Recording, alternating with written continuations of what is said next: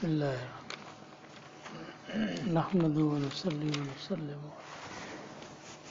أما بعد فأعوذ بالله من الشيطان بسم الله الرحمن الرحيم يسألونك عن الأنفال قل الأنفال لله والرسول واتقوا الله وأصلحوا ذات بينكم وأطيعوا الله ورسوله إن كنتم مؤمنين إنما المؤمنون الذين إذا ذكر الله وجلت قلوبهم وإذا تليت عليهم آياته زادتهم وعلى ربهم يتوكلون الذين يقيمون الصلاة ومما رزقناهم ينفقون أولئك هم المؤمنون حقا لهم درجات عند ربهم مغفرة ورزق كريم صدق الله العظيم اللهم صل وسلم وبارك على سيدنا ومولانا محمد وعلى آله وصحبه كما تحب وترضى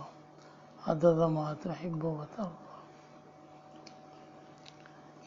امام الانبیاء رحمۃ اللہ عالمین حضور رحمۃ اللہ عالمین صلی اللہ علیہ وسلم کی 13 سالہ مکی زندگی، جس میں حضور نے اور آپ کے ساتھیوں نے جو مصائب اور تکالیف برداشت کی، تو اس برداشت کے پر اتنی انتہا ہو گئی کہ آخر وہ اپنے وطن چھوڑنے پر مجبور ہو گئے۔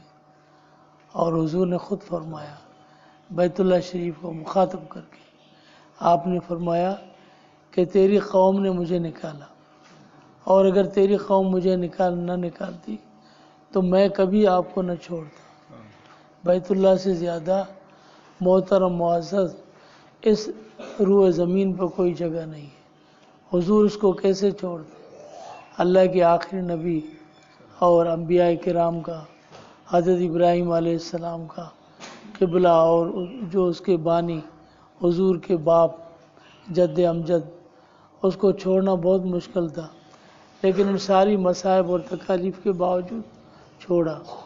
اور جب پھر مدنی زندگی ہوئی تو وہاں پر چونکہ ان سے دور رہ کر سب سے پہلی چیز یہ تھی کہ اللہ تعالیٰ نے جب اسلام کو دنیا میں غالب بنانا تھا اور اس دین کو غالب بنانا تھا، تو اس کی بنیاد سب سے پہلے جو چیز ہے وہ یہی ہے کہ دشمن کی، جو اسلام کے دشمن ہے، جو اللہ تعالیٰ کے دین و فطرت کے مخالف اور دشمن ہے، ان کو کسی طرح سے بھی ان کے جو رعب اور دبدبے کو ختم کیا جائے۔ اب غزوہ بدر جو پہلا غزوہ تھا سن 2 ہجری میں رمضان مبارک میں، یہ غزوہ وقوع پذیر ہوا۔ تو غزوہ بدر جو اس کی بنیاد یہی ہے کہ صحابہ کرام رضی اللہ تعالیٰ اجمعین آپ صلی اللہ علیہ وسلم کی میت میں جو قریش کا قافلہ جو آ رہا تھا ابو سفیان کا شام سے واپسی پر، جس میں 1000 اونٹ تھے اور سامان لشکر تھا جس کو لے کر وہ جا رہے تھے، اس کو لوٹنے کے لیے اور سامان کو اپنے قبضے میں لینے کے لیے جا رہے تھے۔ تو اب لوگ پوچھتے ہیں جی کہ یہ لوٹ مار کرنا اور یہ چیزیں جو ہے یہ اسلام میں کہاں سے آئی؟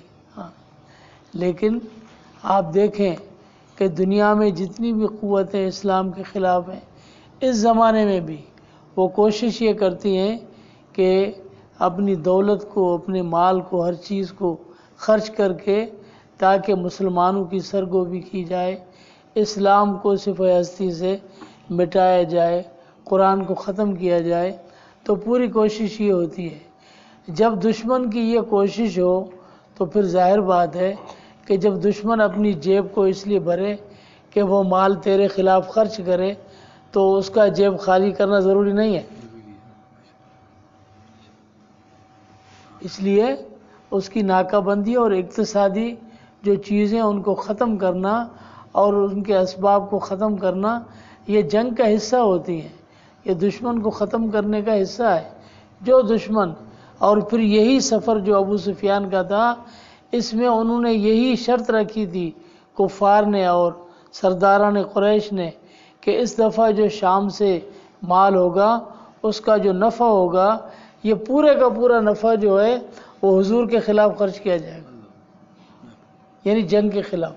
تو ظاہر بات ہے جب اس قسم کی باتیں ہوتی ہیں تو اقتصادی طرح سے ان کو ختم کرنا، ان کے اسباب کو مٹانا، یہ پہلی ترجیح ہے۔ اس لیے جناب رسول اللہ صلی اللہ علیہ وسلم اور ان کے ساتھیوں نے، صحابہ کرام رضی اللہ اجمعین نے یہ ارادہ کیا کہ اس کو لوٹ لیا جائے۔ لیکن اللہ جل شانہ کا کرنا جو ہے وہ اللہ کی طرف سے ہے۔ تو حضور نے تو ارادہ کیا کہ یہ ساز و سامان جو ہے یہ سب ملے گا مسلمانوں کو، اور جو مال غنیمت ہے وہ آئے گا، تو اس سے پھر جو ہے فتوحات بڑھیں گی۔ لیکن اللہ نے فرمایا کہ تمہارے ارادے میں یہی لشکر تھا جو آیا تھا قافلہ، جس کو تم دیکھ رہے تھے کہ ہم مال غنیمت حاصل کریں گے، لیکن اللہ تعالیٰ کا ارادہ یہ تھا کہ تمہارے سامنے دشمن سے لڑائی اور جنگ اللہ نے مقدر کر رکھی تھی، کہ جب انہوں نے وہاں سے پیغام بھیجا کہ ہمارے لیے جو ہے نا یہ امداد بھیجو، اور یہ حضور جو ہے نا وہ مدینے والے ہمارے پیچھے پڑے ہوئے ہیں، تو انہوں نے 1000 کا لشکر جو ہے وہ بھیجا۔ آپ صلی اللہ علیہ وسلم کے ساتھ 313 کی جماعت صحابہ کرام رضی اللہ تعالیٰ اجمعین کی نکلی۔ تو جب مقام بدر میں آئے تو وہاں پر ان کا مقابلہ وہ ابو جہل اس کے لشکر کے ساتھ، جو جنگ کے لیے آئے تھے ان کے مقابلے کے لیے، ان کے ساتھ ہوا۔ تو اللہ فرماتے ہیں تمہارا ارادہ وہ لشکر تھا اور اللہ نے تمہیں ان کے مقابل کر دیا۔ وَيُرِيدُ اللَّهُ أَن يُحِقَّ الْحَقَّ بِكَلِمَاتِهِ وَيَقْطَعَ دَابِرَ الْكَافِرِينَ۔ اللہ کا ارادہ یہ تھا کہ تمہیں فتح نصیب کرے اور دنیا کو دکھائے کہ اسباب اور مادی قوتیں دنیا میں کچھ نہیں ہوتی، طاقت صرف اللہ کی ہوتی۔ اللہ تعالیٰ نے ان سے 313 کو جو ننگے پاؤں تھے، جسم پر کپڑا نہیں تھا اور ہتھیار نہیں تھے، اللہ تعالیٰ ان کو فتح نصیب کر دی۔ اللہ تعالیٰ نے بتلا دیا کہ کمی اور تھوڑا اور زیادہ ہونا یہ نہیں ہوتا، بلکہ انسان دل کی قوت کے ساتھ لڑتا ہے، اور اللہ تعالیٰ کی نصرت اس جماعت کے ساتھ ہوتی ہے جن کا تعلق معلّہ کبھی ہوتا ہے۔ تو روز ازل سے یہ چیز ظاہر ہے کہ اللہ تعالیٰ نے جو بتلایا اپنے نبیوں کے ذریعے سے روز ازل سے، کہ انسانیت کی ترقی مادیات کی ترقی میں نہیں ہے۔ اگر یہ ترقی ہوتی تو پھر یہ جتنے بھی وزراء اور جتنے بھی یہ بڑے بڑے لوگ اور جتنے بھی یہ خزانوں والے اور قارون کے محل بنانے والے، فرعون کے بڑے بڑے حکومت اور فرعون جیسی حکومتیں کرنے والے، یہ سارے قیامت کے دن جہنم میں پڑے ہوں گے، یہ جنت میں تو نہیں جائیں گے۔ تو اللہ فرماتے ہیں وَالْعَاقِبَةُ لِلْمُتَّقِينَ۔ یہ سب کچھ جو دنیا میں کرتے ہیں لوگ، کچھ بھی کر لیں، لیکن ان کا کوئی انجام نہیں ہے۔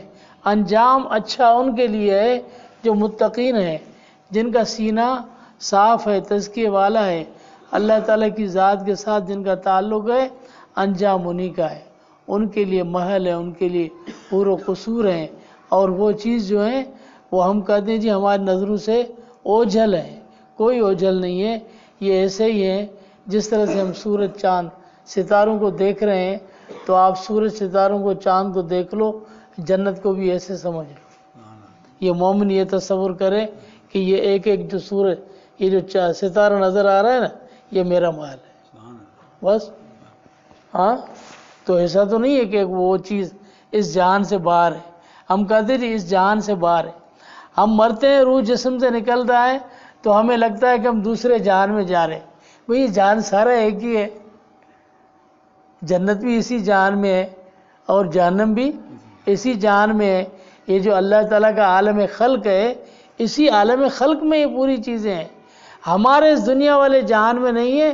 تو یہ جہان کیا، ایسے تو کئی دنیا نے کب کہا تھا کہ چاند پر بھی کوئی سرزمین ہوگی، اب انہوں جا کے دیکھ لی چاند پر سرزمین ہوگی۔ تو یہ چاند پر سرزمین آپ نے اتنے ہمت کر کے دیکھ لی ہے، تو یہ آخرت والی سرزمین ہے اور جنت کی، یہ بھی مرنے کے بعد دیکھ لو گے، پتہ چلے گا۔ لیکن وہاں یہ چیزیں کام نہیں آئیں گی، وہاں انسان کے اپنے اعمال کام آئیں گے۔ روز ازل سے انبیاء کرام علیہ السلام نے یہ بتلایا کہ انسان کی ترقی اس کی روحانی ترقی کے ساتھ ہے، اللہ کی نصرت، فتح اور مدد بھی اسی کے ساتھ ہے۔ تو حضور فرماتے ہیں کہ اللہ فرماتے ہیں کہ تم سے پوچھ لیں مال غنیمت کے بارے میں کہ یہ غنیمت جو ہے اس کے مصرف کیا، یہ کہاں خرچ ہوگی، تم بتاؤ یہ اللہ رسول کے لیے ہے۔ اللہ سے ڈرو اور اپنے درمیان میں اصلاح کے ساتھ رہو، ہاں، اور اللہ اور رسول کی اطاعت کرو۔ اور مومنین کی اللہ تعالی نے صفات بیان فرمائی۔ مومنین کون ہیں؟ مومنین یعنی صحابہ کرام رضی اللہ تعالیٰ عنہ جماعت جو حضور کے ساتھ ہے۔ تو اللہ تعالیٰ نے ان کی صفات بیان فرمائی کہ وہ کیسے لوگ تھے۔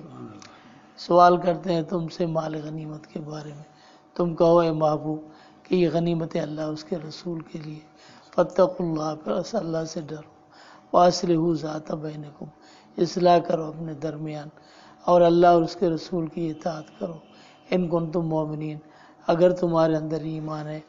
انما المؤمنون الذین اذا ذکر اللہ وجلت قلوبہم، تحقیق مومن وہی ہیں کہ جب اللہ کا ذکر کیا جائے تو ان کی دلیں ڈر جائیں، جب اللہ کا نام آئے اس کی عظمت میں اس کی دل کانپ جائے۔ تو یہ بظاہر تو یہ ہوتا ہے کہ انسان کے دل کے اندر اللہ کی عظمت آتی ہے، دل کانپتا ہے، ہاں، اور حقیقت میں یہی ہے جب اللہ تعالیٰ کا نام اس وجود میں پورا کا پورا سرایت کر جائے تو اس سرایت کرنے سے جب اللہ کا نام دوسرا بھی لے گا تو اس کا پورا وجود جو ہے وہ ذکر میں شروع ہو جائے گا۔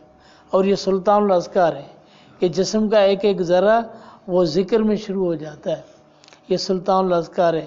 اور سلطان الاذکار جب انسان کے جسم میں شروع ہو جائے تو اس وقت پھر اللہ تعالیٰ اپنا مشاہدہ اس مومن کو نصیب فرماتے ہیں اور وہ مرتبہ احسان میں آتا ہے، یہ احسان کا مرتبہ پھر نصیب ہوتا ہے، ہاں، جب سلطان الاذکار پورا وجود جو ہے وہ ذکر میں شروع ہو جائے۔ وجلت قلوبہم، ان کی دلیں کانپ جاتی ہیں۔ وَإِذَا تُلِيَتْ عَلَيْهِمْ آيَاتُهُ زَادَتْهُمْ ایمانا، جب اللہ کی آیتیں ان پر پڑھی جائیں تو ان کو بڑھائے گا ایمان میں، تو اس کا ایمان بڑھتا جائے گا، ہاں۔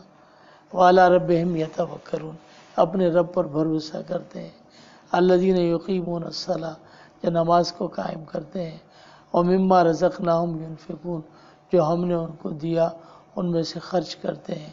اولئک هم المؤمنون حقا، یہی ہے مومن پکے ٹھکے، ہاں، پکے ٹھکے مومن یہی ہے۔ مومن ہیں لیکن مومن اللہ نے حقا کر کے مہر ثبت کر دی، مومن پکے ٹھکے مومن ہے۔ جس طرح کس چیز پر لکھا جاتا ہے کہ یہ اصلی چیز ہے تو صحابہ کرام پر بھی اللہ تعالیٰ نے حقاً سے مہر ثبت کر دی کہ یہ ایسی مہر ہے جس کو کوئی اتار نہیں سکتا۔ لہم درجات عند ربہم، ان کے لیے درجات ہیں ان کے رب کے پاس، اور بخشش ہے اور اچھا رزق ہے، عزت والا۔ اللہم صلی وسلم۔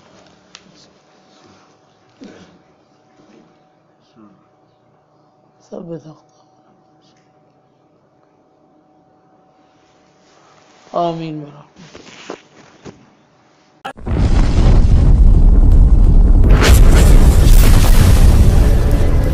Subscribe my YouTube channel.